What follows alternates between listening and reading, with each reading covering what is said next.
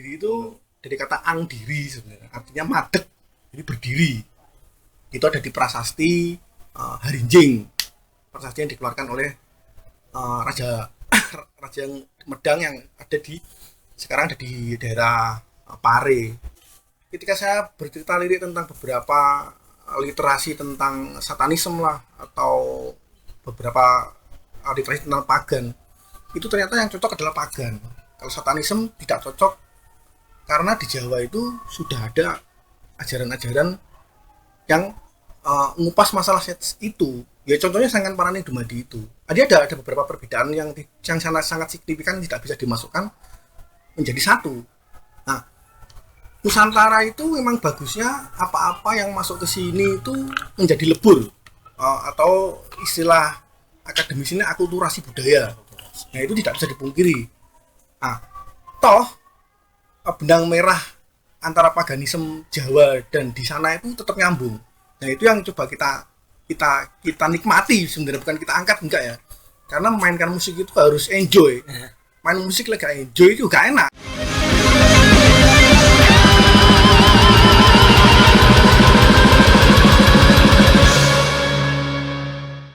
Balik lagi di Rotus Reveal. Loh, betul nih aku ini. Oke. Sekarang kita berkunjung ke kediaman Mas Doni Immortal Reds. Ini orang. Halo. Saya lu. Nusantara. Oke. Kalau kita ada bincang-bincang lah. Kita akan mengupas profil dari Mas Doni Immortal Reds dalam konten kali ini ya. Oke Mas Doni, apa kabar? Baik, Rahayu.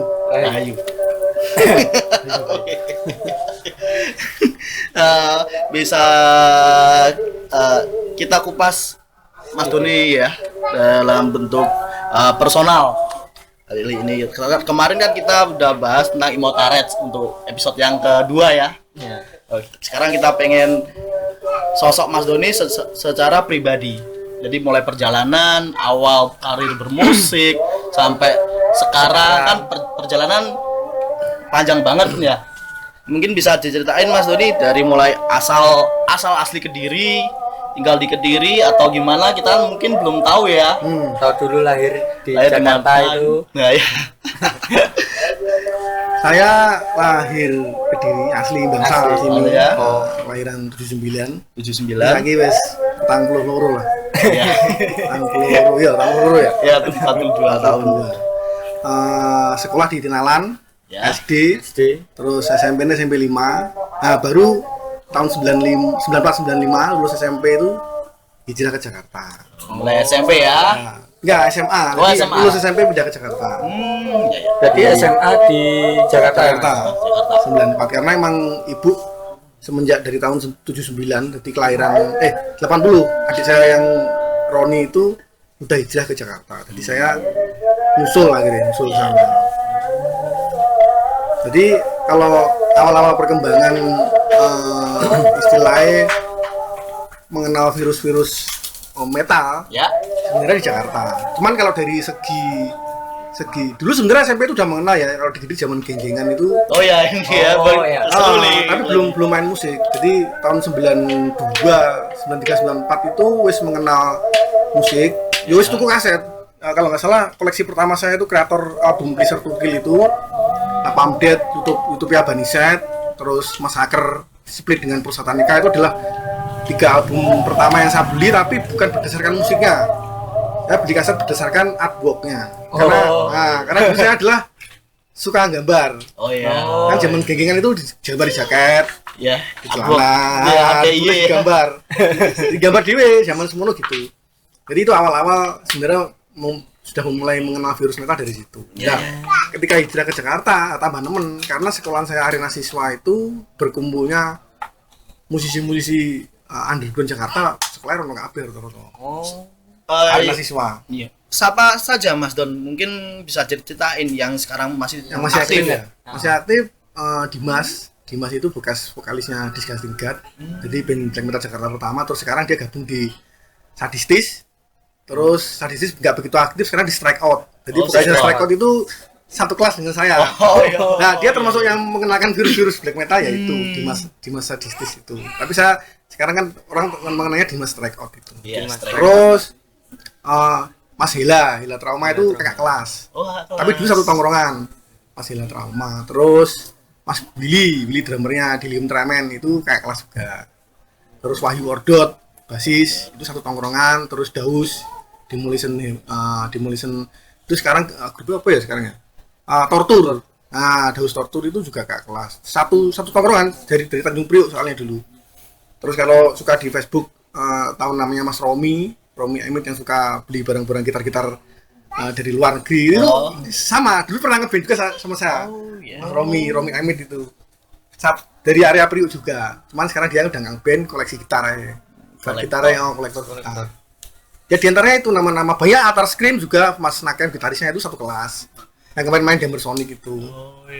Orang-orang besar semua lainnya Tengkorak itu drummernya kalau nggak salah lama lupa saya. Pokoknya band-band Jakarta itu rata-rata kuliah sekolah di area mahasiswa. Berarti dari satu sekolah ya Mas itu? Orang-orang itu. Karena di sana dulu kan arsis itu oleh gondrong, jadi sekolah rambutnya gondrong. Itu mungkin yang diambil teman-teman di situ. Jadi ya sekolahnya terus di Kediri mungkin semacam taman siswa. Jadi semi bebas gitu. Semi bebas, gondrong nggak apa-apa ya. Era saya itu era terakhir, jadi angkatan 97 itu rambut paling panjang, ambil sepantat.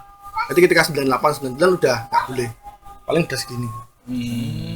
Jadi Jakarta kalau dulu tawuran anak baju SMA rambutnya gondrong itu ya, wih sekolahanku. Ya Cacah Meta rata-rata sekolah di sana lah. Oke. Berarti itu awal mengenal di situ ya Mas? Mengenal musik. Iya. Lebih dalam lagi. Karena satu tongkrongan udah mulai bareng. Tapi sebenarnya penggemblengannya ada di base campnya Grosik kalau menurut saya. Karena saya tiap bolos pasti nongkrong di tempatnya Mas Grosik, drummernya Grosik Denny itu. Denny ngumpul dengan Atar Scream itu, terus ya itu Dimas Strike Out. Terus saya kalau tiap malam minggu pasti main ke Blok A, Blok M, nongkrong dengan anak-anak ya Sadistis, Disgusting, Umbra Mortis, Black Metal pertama itu. Kalau ke Blok M kan temu dengan teman-teman di sana kan emang jalur tongkrongan kalau di Blok M itu. Jadi orang-orang Jawa Timur yang urip nang kono akeh, orang Lamongan, Tuban dan sebagainya yang ngamen dari KPJ istilah. Jadi kita saling interaksi, cuman karena kita orang-orang metal kita tetap nongkrongnya beda, tapi tetap kenal. Ya itu awal pembentukan sebenarnya di sana. Jadi mengenal jauh lah. Tapi kalau yang pure black metal ya saya di rumahnya Dimas itu, Dimas Strike Out. Karena saya sering bolos di sana dan ternyata dia seorang kolektor kaset black metal. Jadi band-band pertama yang awal saya dengar macam Rotting Crash itu, Madu, terus Impiati itu ya di rumahnya Dimas itu. Akhirnya di sana saya membuat band itulah di Jakarta. Band kedua sebenarnya bukan band pertama. Band pertama saya kan Morpem itu death metal itu ya dengan Mas Romi itu. Terus nggak bertahan lama. Akhirnya saya bikin Iconoclasm itu. Jadi termasuk band-band angkatan pertama di Jakarta lah. Black metal. Kita mainkan Marduk dan Rotting Crash. Cover lagu itu. Dan pernah tahun 2000 rilis satu album.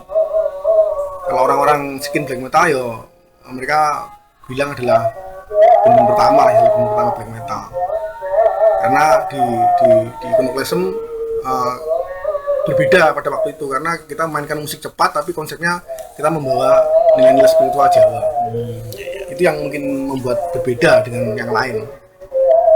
Berarti dari situ sudah mengusung. Sudah. Dari Iconoclasm itu semua ini full Jawa. Udah mengkaji dari tahun 96 itu kan kita bikinan 95 sebenarnya. 95 pakai nama Rhapsody, terus kita ganti pakai Iconoclasm karena kalau misalnya dulu ada band dari mana itu Rhapsody terus jadinya saya naik kita ganti Iconoclasm. Itu udah memakai spiritual Jawa itu. Jadi ajaran-ajaran Sangan Peraning Dodi udah saya masukkan di situ. Bahkan covernya Iconoclasm itu kan mengupas Gunung Coroko itu. Jadi 20 sifat wajib versi Islam, tasawuf Islam itu kan kalau versi Jawa kan Gunung Coroko itu. Misalkan begini, huruping Gusti kang dumunung ana sifate manungsa nah gitulah. Nuring Gusti itu enggak. Ya itu cuma sekedar contoh, enggak bisa dibabarkan nanti bayar. Itu udah saya masukkan ke cover album pertama Iconoclasm itu tahun 96 itu. Tapi kalau rilis resmi tahun 2000 albumnya. Tapi mulai 96 itu sudah konsep sedemikian rupa. Mas Don, mau tanya apa? Itu kan sudah mengenal sejarah. Sebelumnya dari background Mas Doni sendiri itu dari orang tua mungkin itu apa sudah menjadi pelaku sejarah gitu? Iya, bapak saya itu kan pemain ketoprak. Bapak saya itu pemain ketoprak. Kalau peran dia jadi Bima, jadi lakon Dewa Ruci itu mempengaruhi saya sekali. Jadi bapak saya itu kalau main itu lakonnya mungkin dia pakai apa? Dia berperan jadi Bima, Jawa Werkudara istilahnya. Nah, Werkudara. Jadi dia bercerita lah, lakonnya ini. Nah, akhirnya saya SMP itu, ya bukan dari SMP, dari SD itu mbah saya kalau nanggap wayang itu mesti dulu. Ada tanggapan lain di Kediri masnya. Nah, kebetulan depan rumah ini, dulu yang hotel ini kan rumah Pak Dalang Jembling. Pak Dalang Jembling ini punya anak jenenge Pak Gunawan. Nah, itu juga dalang terkenal pada eranya. Saya sering nanggap wayang di depan itu. Makanya saya sering apal ajaran-ajaran Jawa karena yuk guru-guru sering karo mbah dijak dulu. Lingkungan Iya, ya, lingkungan berarti benar ya. juga. Nah, kebetulan Bapak itu juga Bapak seorang pemain ketoprak. Nah, kebetulan Bapak juga salah satu anggota dari Paguyuban Sekar Paraning Dumadi. Istilahnya pendiri juga, pendiri Kediri sama dengan Mbah Gunawan itu. Jadi itu yang membentuk karakteristik sebenarnya. Karena kalau tradisi Jawa itu kan punya sebuah tradisi tiap hari-hari tertentu itu istilahnya jelajah leluhur. Nah, itu sudah dikenalkan dengan Bapak ketika saya masih SD SMP. Jelajah Gunung Klotok, Munir ke situs-situs itu sudah dari dulu dikenalkan dengan Bapak. Walaupun dulu Bapak tidak ngomong apa-apa, jadi cuma diajak ngono. Misalkan Bapak berdoa sama dia, saya dolanan kok cah cilik ngono kayak umumnya. Tapi saya nggak tahu ternyata bahwa itu adalah penanaman sebuah tradisi. Memahaminya baru kita sudah SMA. Oh, ternyata begitu. Jadi orang Jawa itu kalau mengenal tradisi punya versi, yang diantaranya versinya Bapak itu. Jadi dijak nang situs. Wong konone nglakoni apa acarane lagi dijarne anake terus ngono. Kowe arep nyapu karmu. Tapi kan lingkungan tetap lingkungan situ. Jadi dengan sendirinya itu kan terekam di memori. Misalkan kalau di Klotok gitu ya kan, situs ini gambarnya apa, reliefnya apa, kala atau apa, itu ternyata terekam masa kecil itu. Dan bisa terulang ketika kita menginjak dewasa dan untuk mengetahui itu, loh ternyata dulu begini. Akhirnya itulah yang membuat tertarik untuk sinau Jowo. Awalnya begitu. Oh iya, kan aku sering jumpai postingan Mas Doni ngajak-ngajak teman-teman ya dari teman-teman sekitar untuk ikutan jelajah. Dan ada misi, Mas? Ya, misinya mengenalkan sejarah bahwa Kediri ini adalah sebuah kota kuno, bekas pusat peradaban pada eranya. Nah, itu kalau tidak dipelajari eman-eman. Karena dari kata Kediri aja udah bisa banyak diambil filosofi yang sangat besar. Misalkan Kediri, ya balik nang awake, istilahnya gitu. Kembali ke diri. Kowe arep nyapo mesti ndelok awakmu dhisik. Berkaca pada diri sendiri, mau Jawa ngarani kaca benggolo. Arep nyeneni wong, arep ngelokne wong, maca awakmu sik. Awakmu wis bener burung. Nah, itu salah satu begitulah. Kediri itu jadi keramat. Kata Kediri itu bahaya, harus disinauni.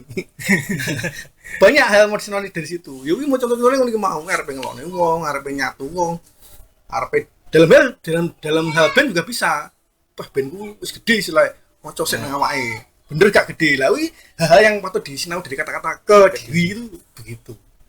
Walaupun nanti kalau dikupas banyak kata-kata Kediri itu, kalau dari sejarah ya wakeh. Contohnya ini dikupas sedikit aja ya. Iya. Kediri itu dari kata ang diri sebenarnya, artinya madeg, jadi berdiri. Itu ada di prasasti Harinjing, prasasti yang dikeluarkan oleh Raja Medang yang ada sekarang ada di daerah Pare, di daerah mana itu Kepung. Nah, itu. Terus kalau dari segi folklore masyarakat, cerita masyarakat Kediri itu kan dari kata kedi itu adalah orang yang tidak menstruasi, jadi dihubungkan dengan Dewi Keli Suci. Kata-katanya Kediri. Nah, di antara itulah kata-kata beberapa cerita yang bisa diambil sejarah itu. Sejarah. Iya, untuk memadukan antara musik yang sekarang Mas Doni geluti sama sejarah itu seperti apa, Mas Don? Kita kan tahu kalau black kan dulu kan black metal seperti apa, dimasukkan dalam sejarah Nusantara. Satu, maksudnya apa, tujuannya apa, terus korelasinya seperti apa, bisa jelasin? Gini, karena dulu kita tidak bisa memungkiri bahwa awal-awal pembentukan band black metal di Indonesia itu rata-rata gimmick, dalam artian anggaplah teatrikal gitu ya. Lepo bosopen aja aksi panggung. Itu tidak bisa dipungkiri karena emang lahirnya black metal dari sana, dari Eropa kan. Nah, begitu masuk di Nusantara, saya ini ngomongin saya ya misalnya. Ketika saya bercerita lirik tentang beberapa literasi tentang satanisme lah atau beberapa literasi tentang pagan, itu ternyata yang cocok adalah pagan. Kalau satanisme tidak cocok karena di Jawa itu sudah ada ajaran-ajaran yang ngupas masalah itu. Ya contohnya Sangkan Parane Dumadi itu. Ada beberapa perbedaan yang sangat signifikan tidak bisa dimasukkan menjadi satu. Nah, Nusantara itu memang bagusnya apa-apa yang masuk ke sini itu menjadi lebur, atau istilah akademisnya akulturasi budaya. Nah, itu tidak bisa dipungkiri. Nah, toh benang merah antara paganisme Jawa dan di sana itu tetap nyambung. Nah, itu yang coba kita nikmati sebenarnya, bukan kita angkat, enggak ya. Karena memainkan musik itu harus enjoy. Main musik lagi gak enjoy itu gak enak. Jadi kudu, misalkan saya dulu di demo-demo awal itu ngomong setan dan ngomong sesuatu yang berbau istilahnya anti Christ dan sebagainya itu gak cocok. Karena apa? Karena lingkungan tidak begitu. Misalkan di sini di Bangsal ini, kalau dulu Immortaret ngangkat, dulu kan Immortaret namanya Demonsep pertama ya. Dengan lirik-lirik misalkan lagu pertama kalau nggak salah tentang Yesus Kristus juga. Jadi serpian dari timur macam itu tuh orkestra itu, tapi kita kupas secara Jawa, tapi nggak cocok karena ternyata di lingkungan sini itu mayoritas Nasrani dan kita dengan mereka tidak ada masalah. Itu yang akhirnya tidak bisa kita angkat ke permukaan. Nah, lah sing penak sing piye selama kita cari itu sing penak ternyata ya Nusantara. Karena apa? Karena Nusantara itu tiap hari kita jalani, ada di lingkungan kita tiap hari kan ngono carane. Nah, ada di lingkungan kita. Nah, black metal lahir di Norwegia, Skandinavia itu dan negara-negara itu kan emang ada banyak perbedaan. Misalkan dari Norwegia itu rata-rata kan pagan ya. Jadi mereka berbangga dengan atribut ke nenek moyangannya, ke Vikingannya daripada agama-agama yang masuk ke sana. Nah, itu sebenarnya hampir sama kalau di Jawa itu kan. Di Jawa itu ya sama, agama-agama sama ini kan masuk. Cuman bedanya kalau Jawa itu nggak bisa memfrontal yang di luar itu menjadi sebuah musuh, itu tidak sedemikian. Kalau Jawa itu justru sesuatu yang frontal masuk ke sini, ke Jawa itu dilebur dari satu. Itu yang membuat berbeda. Jadi ideologi Jawa dengan sana berbeda di situ. Namun benang merahnya di situ tetap leluhur. Nah, itu yang membuat bersama. Nah, itu kalau diangkat ke black metal ya cocok, sangat cocok sekali. Jadi rootnya sudah sama. Nah, itulah yang membuat akhirnya kita ya bukan mengangkat, ya itu sih harusnya ngono kuwi. Yang kita lakukan itu ya kita omongkan itu. Karena keseharian kita ya itu kan ngono istilahnya. Misalkan saya sehari-hari saya kalau tidak di rumah, tidak di warung, guys, menelusuri jejak luhur itu. Sedangkan Winoto, gitaris Immortaret itu, dia bergelut dengan dunia perkerisan. Tetap dia waktu dan keris. Walaupun dia dari segi supranatural ya misalkan ya. Dia ada perbedaan. Kalau saya kan dari segi arkeologis dan sejarah. Tapi kan tetap satu konsep di luhur itu tadi. Jadi ya cocok. Dari adewe bendino urip nang ngono terus ade ngomongnya masalah gereja, kita ngomongnya masalah masjid kan gak iso, gak pas. Nah, itu mungkin yang membuat berbeda menurut gue. Oke. Dari Mas Doni sebagai pernah diundang di Jakarta ya sebagai sejarawan, bisa diceritain Mas, yang kemarin kan aku lihat di postingan Mas Doni ikut di acara yang ada Pak Menterinya itu apa siapa itu. Ya, mungkin bisa diceritain kok bisa sampai diundang situ. Terus berarti kan dibilang pergerakan Mas Doni udah dilihat, dipantau banyak orang. Bisa ceritain Mas? Iya, sebenarnya kalau orang-orang akademis itu memang sudah banyak yang respon ya. Respon dalam artian connect kita udah connect banyak.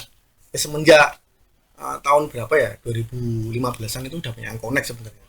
Dan itu sangat membantu sekali untuk sebuah pergerakan yang macam kayak ini. Ini kan sebuah pergerakan juga ini. Ya. Perpustakaan ini kan kita untuk mengenalkan sejarah-sejarah.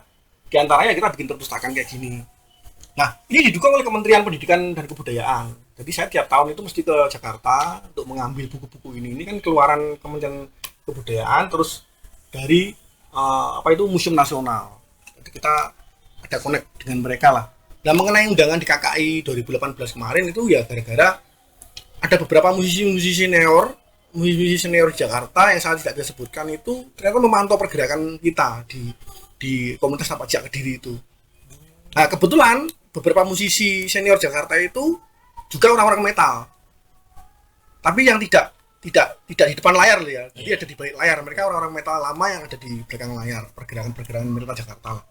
Dan kebetulan connect dengan saya itu dari jauh, akhirnya saya diundang karena lagu waktu itu sebenarnya kunci pembukanya adalah lagu Batara Api itu. Jadi lagu Batara Api itu adalah lagu yang mengambil bait 20 sampai 25 prasasti Sangguran. Prasasti Sangguran itu prasasti yang ada di Baku yang sekarang ada di Skotlandia, dibawa oleh Gubernur Raffles pada waktu itu. Nah, itu menceritakan tentang kutukan-kutukan sebenarnya di situ. Jadi dewa-dewa kuno di situ disebutkan ya macam mantra lah kayak gitu. Nah, itulah mungkin yang membuat beberapa musisi Jakarta itu yang akhirnya merekomendasikan ke Kementerian Pendidikan untuk ya saya ke sana. Jadi kita dikontak, Mas Doni mau tampil di sini untuk istilahnya kan waktu itu saya dikasih istilahnya penghargaannya kalau nggak salah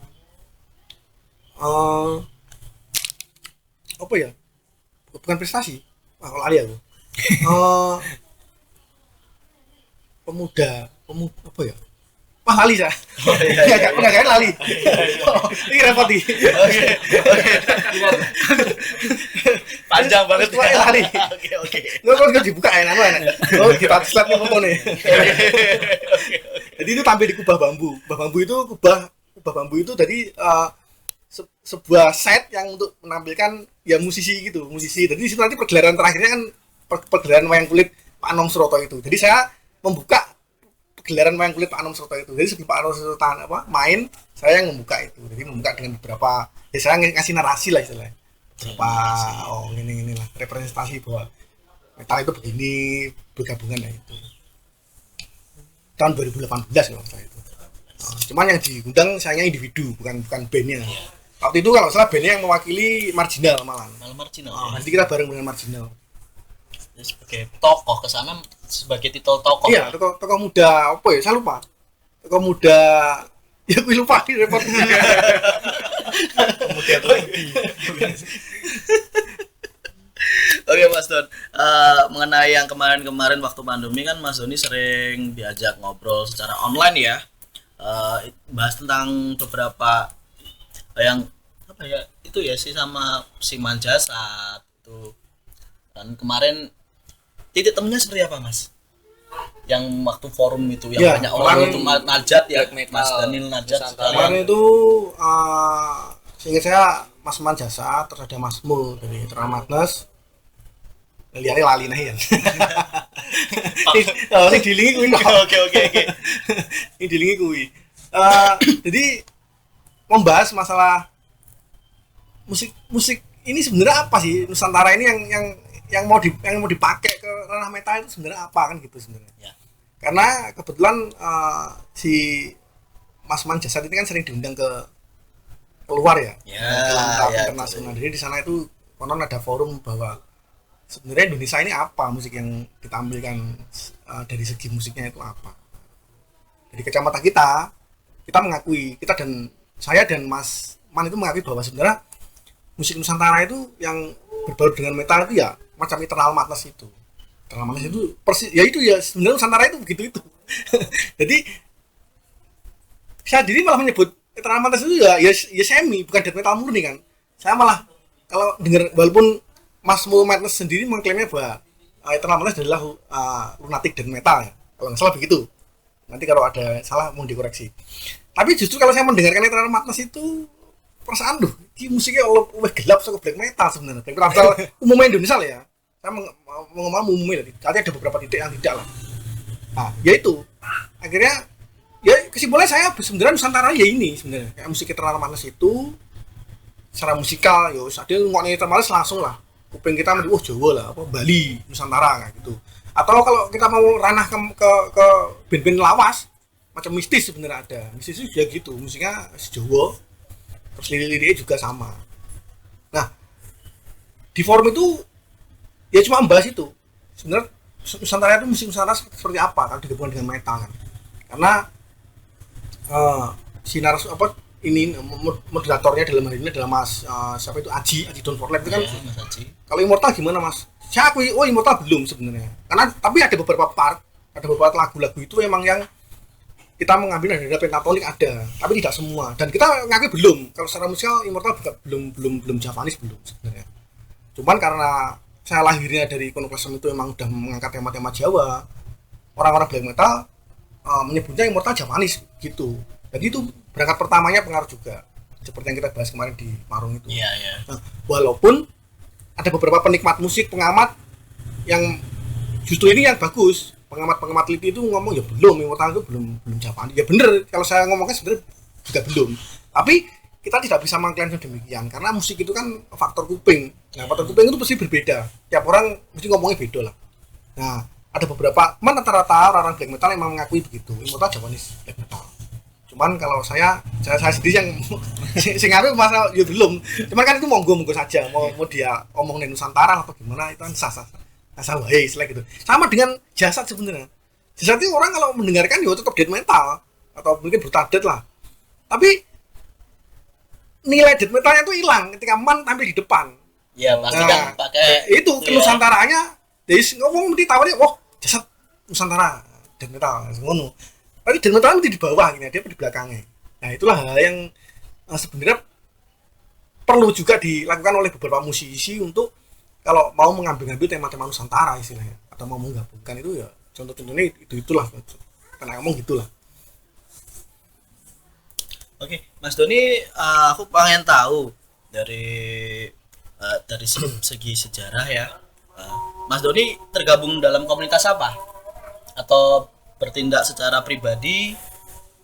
Sebenarnya kalau dari komunitas ini komunitas metal atau komunitas sejarah? Komunitas sejarah. Oh sejarah ya. Komunitas sejarah itu resmi saya sebenarnya di Tapak Sejak Kediri. Kebetulan saya sendiri yang bikin kan. Ya. Dengan beberapa teman ya termasuk Mas Winoto terus Mas Galang dari Blastodes itu.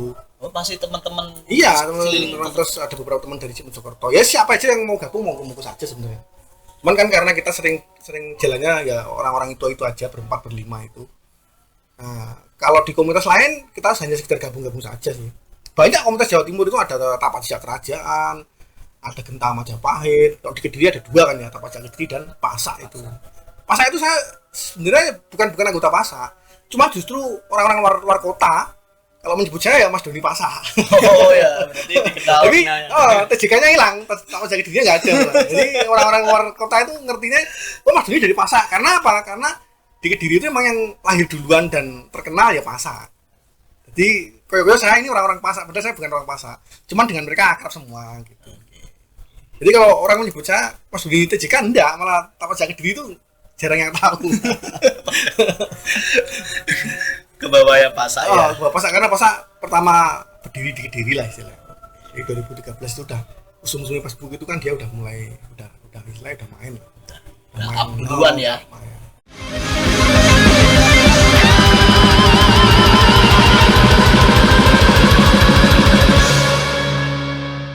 Yang di Medang itu banyak yang kontra karena kesannya kan emang lucu ya. Karena kayak apa? Secara visualisasinya saya di candi itu terus ngebong apa perang dan sebagainya itu kan nilai wong ndelok metal kok ngene lucu ya emang gak apa-apa karena faktor kegiatan kan kan ya apa iso basa Kawi kok dilafatne nang sebuah lagu ya itu jawabannya Abu Batara Api oh Pak Wi juga bisa ngomong padahal Pak Wi juga gak iso ngomong Kawi jelek kan gitu tapi karena sinau dan ingin tertarik juga belajar itu tapi so nah akhirnya 99 awal kalau salah kita bikin Total Extreme pertama itu meledak sampai GNI itu nggak muat. Oh ya. Dokumentasinya ternyata di Inu ada. Oh ya. Dengan aku lagi ada dokumentasi. Apa kok nggak kata-kata elit commander ya karena saya di GP Nakenan nggak black metal itu elit gitu aja. Nah, black metal itu tidak sembarangan kuping iso ngrungokke. Nah, jadi orang elit sing iso ngrungokke. Kalau BMN sama, BMN itu kita hanya mencoba mengakomodir semua lini subgenre dari black metal supaya menjadi satu di situ. Ini forum, monggo mau diskusi, mau jualan, mau promosi, kita bikinkan forum Black Nusantara itu.